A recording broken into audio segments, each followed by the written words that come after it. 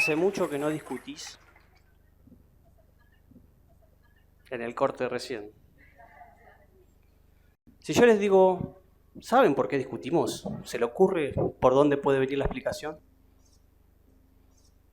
Porque estamos frente a un conflicto. Si yo les digo la palabra conflicto, ¿con qué fenómeno de la naturaleza lo pueden asociar? ¿Con una tormenta? ¿Con un terremoto? ¿Un tornado? Bueno, parece que el conflicto no tiene buena prensa, ¿no? ¿Será por eso que tenemos miedo a discutir? Muchas veces nos quedamos muy mal después de una discusión. Y también nos quedamos mal porque no encontramos las palabras para discutir. Nos quedamos congelados, a veces como invisibles. Yo les quiero invitar a que nos podamos amigar con los conflictos, que es una experiencia que como psicólogo vincular les diría que es inevitable.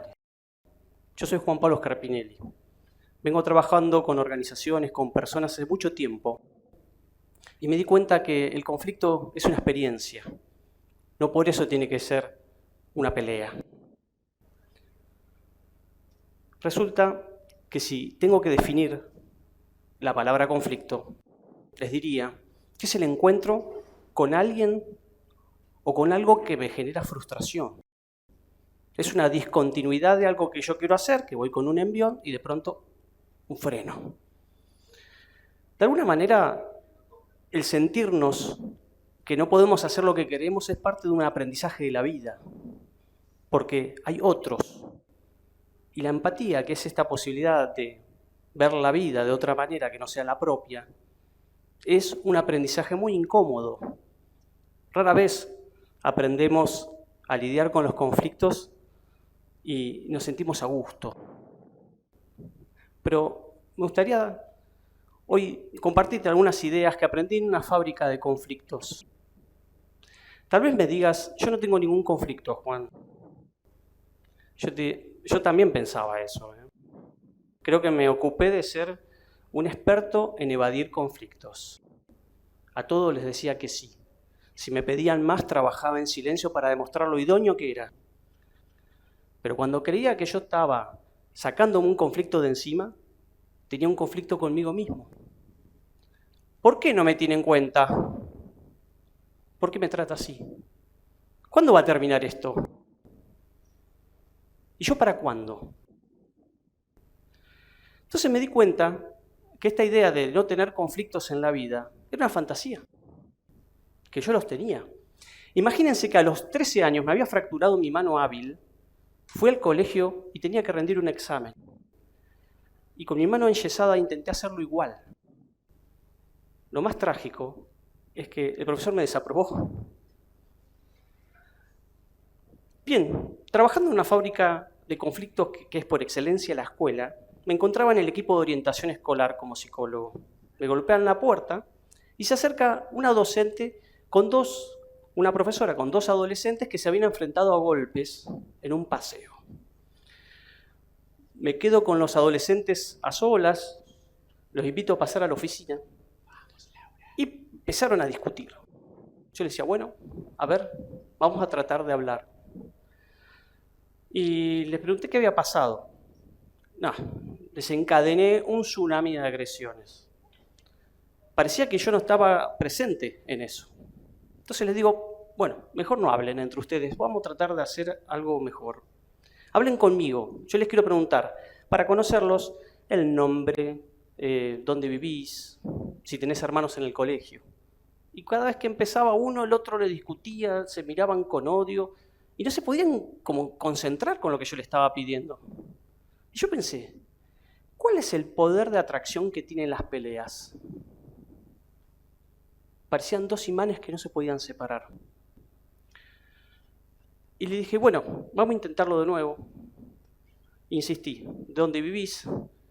Y fui tratando de haciéndole preguntas, cuáles eran sus actividades fuera del colegio, qué deportes hacían, si eran simpatizantes de un cuadro de fútbol, qué materias le iba bien, cuáles les iba mal, cuáles eran los momentos más lindos de su vida, incluso los momentos más difíciles. No me pregunten por qué, yo empezaba a escuchar que espontáneamente alguno de los jóvenes decía, yo también, yo también, yo también. Nos interrumpió la profesora porque tenían que volver a rendir y los miró y me dice, ¿qué hiciste, magia? No me había dado cuenta que habían pasado más de 2 horas que yo estaba conversando con los jóvenes. Y yo creo que la magia se produce cuando dejas de pelear y ves que tenés en común. Cuando podés ver al otro y lo ves como un semejante. ¿Cuándo dejamos de ver a un semejante? Cuando lo dejamos de tratar como un ser humano. A lo largo de la historia de los conflictos, y ustedes pueden escuchar cómo se ha utilizado palabras para deshumanizar, para después atacar al otro.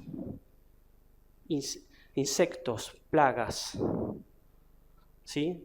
Enfermedades. Este tipo de atribuciones facilita el descargo de odio y frustraciones que uno tiene para con el otro. Es decir, no podemos pelear si al otro no lo deshumanizamos. ¿Hay alguien acá que no piense que el diálogo es la mejor forma de abordar un conflicto? ¿Estamos de acuerdo con eso? Y si estamos de acuerdo, ¿por qué no lo hacemos? ¿Por qué no cambiamos el mundo tan rápido? Me pueden decir que lleva más tiempo, ¿no? Dialogar, que hay que tener paciencia. Yo les digo, ¿cuánto tiempo nos lleva estar peleados? ¿Cuántas maniobras haces para evitar al otro? Que le pedís algo a uno para que no te cruces al otro. ¿Cuántos buscas aliados para no intervenir, ¿no? Y generas bandas. Y digo, ¿qué es esta cuestión del tiempo? Bueno, se estudió a lo largo de la resolución de los conflictos qué pasa con el tiempo. Un filósofo que inspiró muchísimos diálogos para la paz, David Bohm, nos trae una anécdota muy interesante de una niña que visita a su psicólogo, pero estaba muy enojada. Y no le respondía ninguna respuesta. Y él le dice, ¿por qué no me respondes? Porque te odio. Bueno, una foto de la actualidad, ¿no? Muchos que son padres me dicen, eso pasa en casa. ¿Y hasta cuándo me vas a odiar?, le decía el psicólogo. Y ella le decía, te voy a odiar siempre. ¿Y hasta cuándo me vas a odiar siempre? Y la niña comenzó a sonreír. De alguna manera, las peleas nos invierten mucho más tiempo que el diálogo. Esto es una falsa creencia. Y la pelea en sí saca una de las partes del conflicto y lo perpetúa en el tiempo. Es decir, si no querés cambiar, nada mejor que pelear. ¿Bien? Y si yo les digo, ¿han escuchado esa frase que para pelear se necesitan 2? Yo creo que con 1 alcanza. ¿Qué piensan? ¿O no te enojaste con la silla cuando caminabas descalzo? ¿O saliste enfurecido con el auto buscando que todo se maneje a tu ritmo? Sí, ¿no? Y perdón, ¿soy el único que se la agarró con el primero que pasaba? Bueno, ¿por qué peleamos? El filósofo Schopenhauer dice que peleamos para tener razón. Que si fuésemos naturalmente honestos, cuando hay un conflicto, tendríamos que decir qué es lo verdadero y objetivo y listo. Pero como en esencia somos vanidosos, vamos a tender a convencer al otro de nuestros argumentos, incluso cambiándolos. Digo, ¿estamos dispuestos a mentir para ganar una discusión? ¿No nos damos cuenta que estamos haciendo cada vez más cosas solos? ¿No rogás ante un reclamo que te atienda una voz humana? ¿El GPS no te mandó a cualquier lado? Ayer mi hijita me decía, papá, ese aparato te miente a vos. Había hecho mucho frío y fue muy desabrigada a la escuela. Entonces digo, ¿este es el futuro? ¿Están al tanto que hay una aplicación para alquilarse un amigo de fin de semana? Pero, ¿hacia dónde vamos? Estoy pensando de alguna manera en esta invitación a amigarnos con los conflictos, que los conflictos nos conectan. Pero nos conectan también, ¿saben qué? Con nuestras emociones, con el odio, con el enojo, con la frustración. Y tal vez ese sea el conflicto más difícil de enfrentar. Una vez, saben que fui mucho tiempo y lo soy, psicólogo clínico, recibí una pareja en el consultorio que discutían por todo, Las vacaciones, uno en la montaña, otro en la playa. Que para ir a un lugar había que ir rápido y el otro había que ir paseando. Que a los niños había que dejarlos llorando o que había que acunarlos y esperar que se duerman. Incluso habían discutido con su anterior terapeuta porque les había dicho que la solución era que se separen. Bueno, imagínense, ¿qué está sucediendo acá? Es verdad que los conflictos nos convocan a una discusión, pero ¿tenemos que llegar a eso? ¿Cómo saber si estamos dando una buena conversación? Una buena conversación, según una experta en negociación, que es Graciela Tapia, dice que nos damos cuenta cuando estamos hablando, nos damos cuenta que el otro nos quiere seguir escuchando. Y estamos escuchando de tal manera que el otro quiere seguir hablando. Digo, no está muy claro qué es lo que nos separa. Hemos sido entrenados para detectar diferencias. Y si dejamos de pensar en esta lógica de que no es así algo, porque cuando yo escuchaba a esta pareja que se peleaba por todo y decía no es así, y cuando escuché a los jóvenes enfrentados, uno tenía la verdad y el otro no, digo, ¿no será por ahí? Empezar a pensar que ante un mismo problema puede haber dos verdades. Yo quisiera pensar de alguna manera que esto es un gran desafío, que no es fácil, que a mí me gustaría que puedas empezar hoy. Pero ¿cómo dejamos el orgullo de lado? Ya sé, seguramente el otro hizo algo imperdonable, hizo algo muy grave. Y es verdad que lleva tiempo de recuperación. Pero el perdón no es para el otro. El perdón es para salir de la venganza y el resentimiento, que son los que te impiden el disfrute del aquí y ahora. El perdón es recuperarte vos para decir qué querés elegir y qué no querés elegir. Tal vez el otro tenga algún tipo de consecuencia. El conflicto tiene nombre y apellido. El conflicto te está esperando. ¿Vas a seguir tapando el sol con la mano? Hay un mito en negociación muy simple que habla de que dos hermanas se peleaban por una naranja.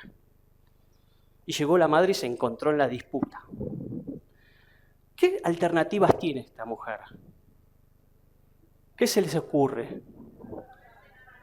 Cortar la naranja a la mitad. Comérsela a ella.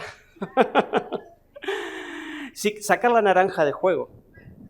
Establecer turnos. Primero vos, después vos. Pero hay algo superador que fue preguntarles, ¿para qué querés la naranja? Y ahí el conflicto mejoró. ¿Por qué? Porque una de las niñas quería el jugo y quería exprimir la naranja y la otra quería la cáscara para hacer una torta. Es verdad que los conflictos se pueden transformar, pero la mejor y la más difícil de todos los caminos es escuchar. Mucho tiempo estuvo esta fantasía que si escuchamos películas en otro idioma, íbamos a ser expertos en idioma, ¿no? Y la verdad que no sucedió. Nada sucede si vos escuchás sin comprometerte, sino hacer un esfuerzo, un trabajo con vos y con el otro. Dijo Nelson Mandela, si quieres la paz con tu enemigo, debes trabajar con él. Muchas gracias.